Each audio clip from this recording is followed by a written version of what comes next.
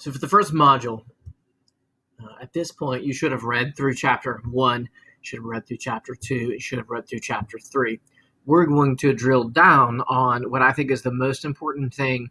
And when I say important, I mean fundamental. So it is fundamental that you understand the essential elements of what a crime is. So we're going to look at a few slides, and I want to talk to you just for a minute about them. Before we talk about the essential elements,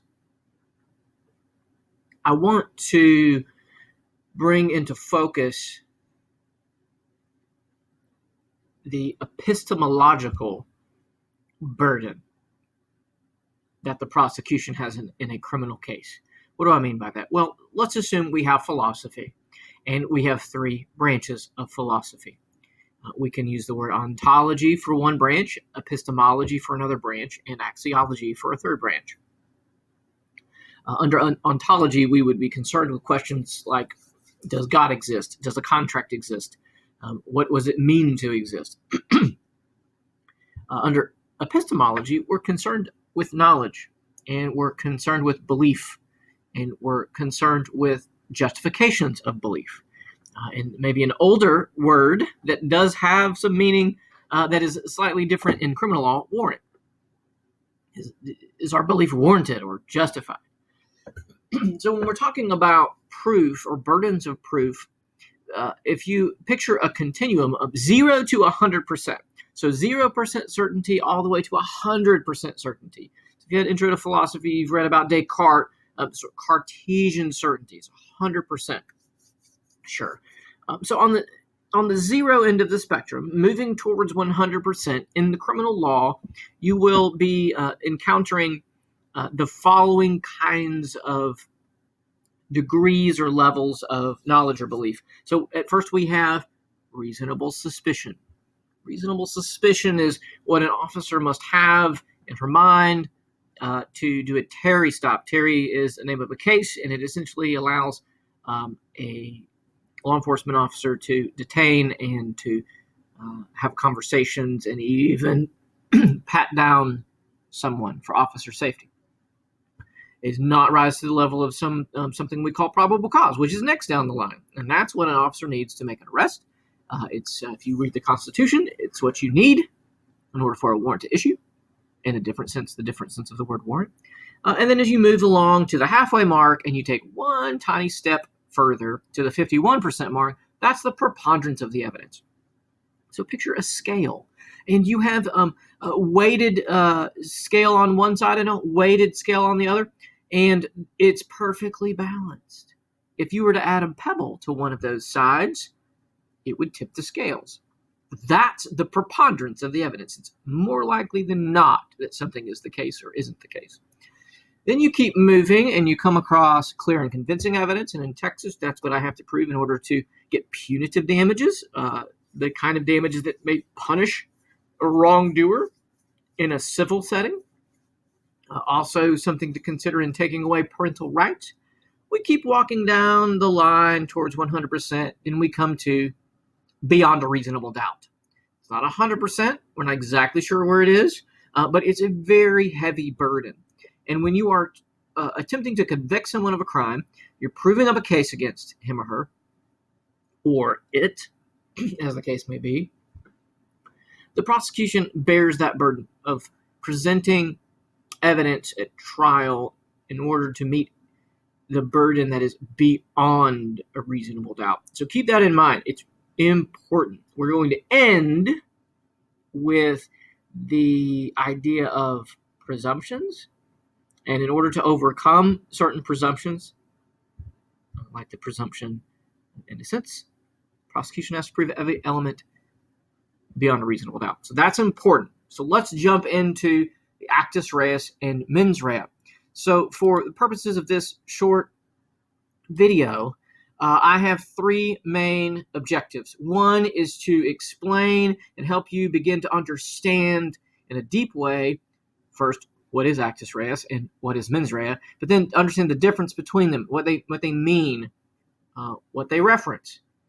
Second of all, I want to discuss what the degrees of culpability are, and we'll get those degrees of culpability from the Model Penal Code, but I can assure you that in Texas we have 4 degrees as well. And then briefly to distinguish between this word motive and then intent.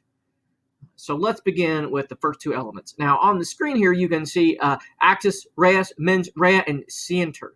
I want to be concerned mainly, at least at first, with the first 2, Actus Reus and Mens Rea. Actus Reus, a guilty act. Mens Rea, a guilty mind. So Actus Reus, we're looking for a voluntary act. When we get to defenses, that will be made more clear why we care about it being a voluntary act. And then we'll see some exceptions that sometimes failure to act can also present a crime where there is a mandate that someone do something or a legal requirement. But for the most part, general rule, Actus Reus, Mens Rea, you must have those 2. And then oftentimes, for what your textbook calls a true crime, you'll also have this Scienter. We'll get to that in a minute as well. So the forbidden act, that is, you're not supposed to do this and you did it anyway. You had an intentional act and occasionally omission of an act. We are looking for different kinds of acts. So when you get to the parties we'll discuss to crimes, there could be a number of different people involved in a particular crime. One person could actually physically do some act. Another person could merely conspire with that person doing the act, or could plan, or could hire or order a crime to be committed. And then there's also, your textbook will go over accessories before or after the fact, people who might aid or abet, assist a criminal, either before, in preparation, or after. And in Texas, just as a side note, we have one category, and it sort of encompasses all of those, and that is the law of parties. So just keep that in mind as we're looking. It's not always the same act. Now, if you have thought about Chapter 1, you'll see the different sources of criminal law. We're mainly going to be concerned with codes or statutes, like the Penal Code, or maybe the Health and Safety Code, or maybe an alcoholic beverage code. When we're looking at the thousands of crimes that have been written down and that are codified in codes, written down, statutes, all sorts of elements. But there's these overarching 2 elements that are essential, obviously with some exceptions, essential to every crime, and that is Actus Reus and Mens Rea. So it's imperative that you know what these 2 things are, this Actus Reus and Mens Rea, that you're comfortable using it and identifying it and explaining it. Here's some examples where, well, it's not an overt act, but let's say an act by not acting or omission. Pretty straightforward. I don't think students typically have a problem with this. They understand the general rule, and then you say, oh, yeah, I can see this. If you have a mandate or an obligation under the law to do something and you don't do it, certainly that could be criminal. In addition to this, look like something in the tax code, the IRC, Internal Revenue Code, you have to file a tax return in a given set of circumstances, and you fail to, you do it deliberately or intentionally or purposefully, could also be a crime. So the mens rea is the guilty mind. In most criminal codes, actus reus must be accompanied, and at the same time, it's the concurrence. They have to be the case at the same time, this actus reus and mens rea. So the model penal code has these degrees of culpability and their accompanying mental states. So those mental states would be purposefully doing something, knowingly doing something, recklessly doing something, or doing something with criminal negligence. So you may have seen the word negligent before. We use it in common vernacular. We use it when we talk about things. That was a negligent thing to do. We do not mean merely here civil negligence. That is not criminal. So somewhere between civil negligence, behaving in a way that is lower than the standard of care, let's say, that a person who's a reasonable person should act, let's say, Between that and recklessness is this criminal negligence. It's a higher degree of negligence, but you can see how this works. Obviously, recklessness is a higher or more culpable state, and then knowingly doing something, and then finally doing something intentionally or purposefully. I don't mean to belabor the difference between specific intent and general intent. If you go to law school, you will spend quite a bit of time focused on these particular concepts. It is my goal that you realize they are different. So specific intent, you have an actual desired specific result. You intended the result. General intent, you don't have to intend the actual result. Just keep that in mind as you are working through the text. There's some exceptions, and the one I want to focus on or point out is this felony murder doctrine. We will deal with some strict liability crimes later, and we can think about whether or not possession has a mens rea element to it or not. But for felony murder, picture this. There is a bad actor A, and there's another bad actor B. And bad actor A and bad actor B have decided to bring toy guns. They look real, to a bank, and they say, stick them up, give me all your money. And these toy guns have no way of inflicting any harm outside of any other piece of plastic that you could use to throw at someone. However, the security guard sees what's happening and shoots bad actor B. And we'll assume that it was totally justified and that the security guard committed no crime. In fact, perhaps he was a hero. But bad actor B dies. Felony murder doctrine allows the state to charge bad actor A with murder because bad actor A and bad actor B were both engaged in committing a felony and someone died. There was a homicide.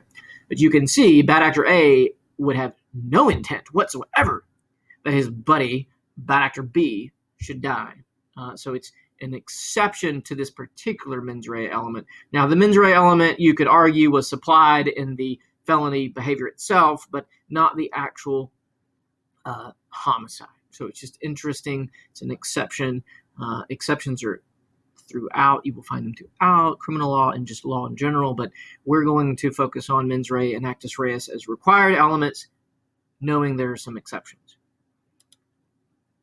Now, to the Scienter, this is a divergence from the two important elements of actus reus and mens rea, but this is important. It's in a lot of different crimes. That is, the element is required in a lot of crimes. But here's how it may work out. So Scienter, and you notice it looks like the word science, so think knowledge. Here's some examples. A police officer fails to identify herself as a police officer and says, I need you to help me now.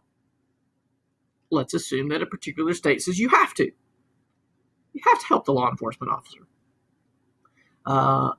Well, you don't, because you don't know it's a law enforcement officer. You say, no, kick rocks, jump the lake, I'm not helping you. Well, if the state tried to charge you for refusing to aid a law enforcement officer, you could, let's say this, the prosecution would have a hard time proving that you had committed this particular crime if the prosecution could not prove that you knew she was a law enforcement officer. It makes sense.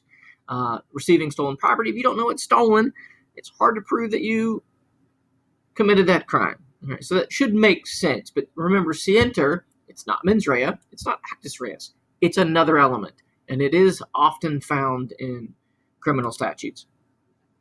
And finally, motive and intent. Mens rea is an element. Motive isn't. The motive is important in movies, it's important in books, it's important in TV shows, and it really could be important in just real life in the courtroom, but it's not an element. You don't have to prove motive. Now, if you do prove motive, it could lead to being evidence of another element, perhaps, but motive is not the element. I am not aware where motive is ever an essential element required. required in a criminal conviction. But this kind of evidence, this motive evidence, that can be used by the prosecution team in convincing a jury of other things. So just keep that in mind. Motive, think movies, not an element. Mens rea, actual element. This is what it may look like. So here's some potential elements. So actus reus and mens rea, they're right there. They're essential. Scienter can be made an essential element. Possession, interesting, could be an essential element of a crime. Are you in possession of an illegal drug? Are you in possession of a firearm and you're a felon and you're not supposed to be? There's also some proof of harm. If you're being charged with homicide and there's no body, it's a problem. If you're being charged with homicide and you didn't actually kill the person, it's a problem. I think there's some interesting reading on the historical concept of year and a day. If you shoot someone and they die immediately, it's pretty straightforward. You killed them. It's homicide. If you shoot someone and they die 5 years later, it's not clear whatsoever that you killed them. So there was this somewhat arbitrary line, but a helpful line that you had to die. The victim had to die within a year and a day in order for it to be considered homicide. And this has to do with proximate cause or causation. There are some problems in homicide crimes when a large amount of time, a substantial amount of time, a gap exists between the act and then the death. So let's get to the final note here, and that is presumptions. I'm mainly concerned that you focus on something you probably heard somewhere else in your life, and that is the presumption of innocence. Now, in all honesty, if you have served or you're likely to serve in the future on a jury veneer panel, that's the panel that is formed. It's a group of people out of which the actual jury is chosen. And if you were to ever walk into a courtroom as a member of this jury veneer panel, you were to see a defendant sitting down that section of the courtroom, I would not hold it against you as a human being if your mind went to this position, and that is, I wonder what he did. I wonder what she did.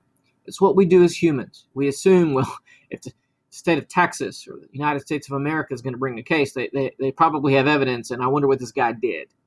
Well, that's actually not allowed under the law, at least philosophically. Philosophically, that person who's sitting there has been accused of a crime, but the law presumes that person sitting there, the defendant, is innocent. And the only way to overcome that presumption is to prove every element beyond a reasonable doubt. So we begin with beyond a reasonable doubt, and we end with beyond a reasonable doubt. Now, there is much more to chapters 1, chapters 2, and chapters 3, or chapter 3, chapter 2, and chapter 1. Much more than just mens rea and actus reus. You must learn more than the degrees of culpability under the model penal code. And you must be able to do more than distinguish between motive and intent. But if I wanted to encapsulate the essential or the fundamental things you should pull from this week, make sure you have those down. And if you have questions, please do let me know.